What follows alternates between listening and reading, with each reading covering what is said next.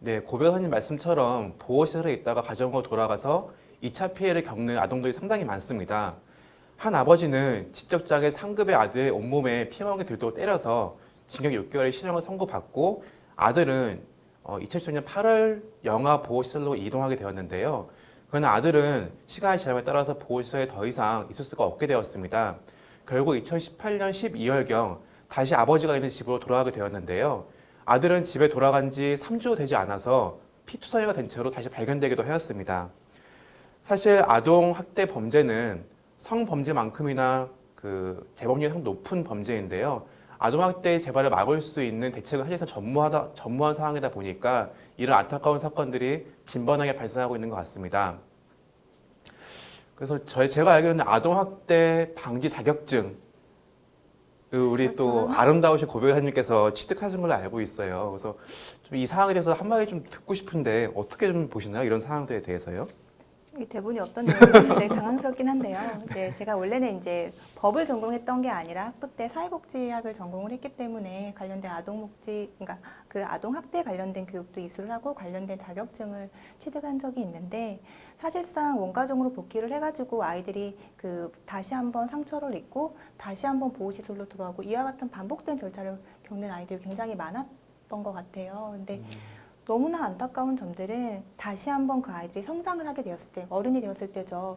그 이후에 다시 한번 그 아이들이 아동학대의 가해자로 성장될 확률도 굉장히 높다라는 게 사회적인 통계라고 하더라고요. 그래서 이제 사실 이런 것들이 계속 반복되는 사슬을 끊어주는 게 사회의 역할이라고 생각하기 때문에 조금 더 제도적인 완비가 필요하다라고 생각을 합니다. 네, 이 사건을 보면서 또 안타까웠던 점이 이제 엄마라도 좀 알려줬으면 좋았을 것 같은데 그 2017년 초에는 이제 친모의 신고로 이제 계부가 재판도 받았었잖아요. 근데 이 사건에서는 친모도 크게 다르지 않게 방조한 게 아닌가라는 생각이 들어요. 네, 검찰은 폭행을 방임한 친모에 대해서 구속영장을 청구했는데요. 법원은 살인방조의 고의성 부분이 명확하지 않다는 이유로 영장 청구를 기각하였습니다. 그런데 사실 아들이 그렇게 맞으면 죽을 수도 있겠다 싶은 생각이 들었으면서도 말리지 않은 건 사실상 남편의 살인을 아내가 방조했다라고 보기에 충분한 것이 아닌가 하는 생각이 드는데요.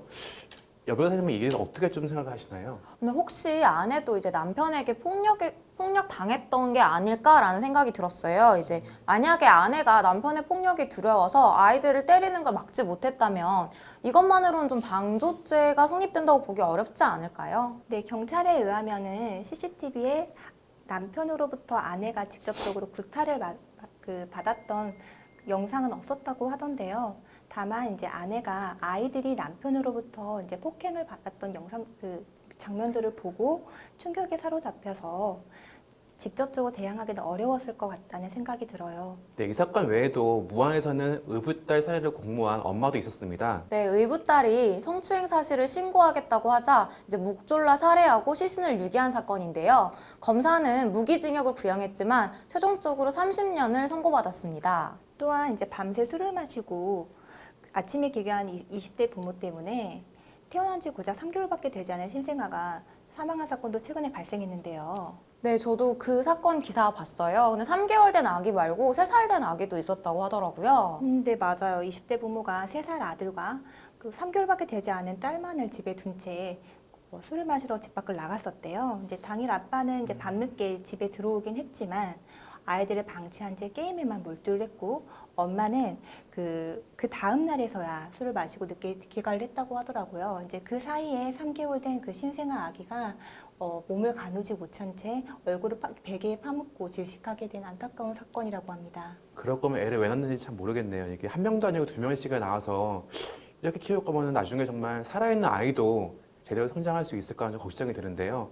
정말 이 부모들의 제정신인가 하는 싶은 그런 좀 생각이 들 정도로 참 끔찍한 사건이었던 것 같습니다. 네, 사실 아이에게 이제 직접적으로 유형력 행사를 하지 않거나, 그러니까 폭행을 행사하지 않으면 아동학대가 아니다라고 생각하시는 분들도 있는데요. 이렇게 방치해 두는 것도 아동학대에 해당합니다. 네, 맞아요. 이제 아동학대 같은 경우는 아동의 건강이나 복지를 해치거나 정상적인 발달을 저해할 수 있는 신체적, 정신적, 성적 폭력 등을 의미하고 있는데요.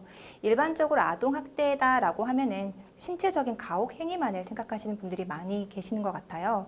하지만 이뿐만 아니라 보호자가 아동을 유기하거나 방임하는 행위 또한 아동학대에 포함된다는 사실을 꼭 기억해 두셨으면 합니다. 네, 뿐만 아니라 잠을 제대로 재우지 않거나 남들과 비교하는 것 역시 정서적 학대로 아동학대에 포함된다는 점도 좀 유념하셨으면 좋겠습니다.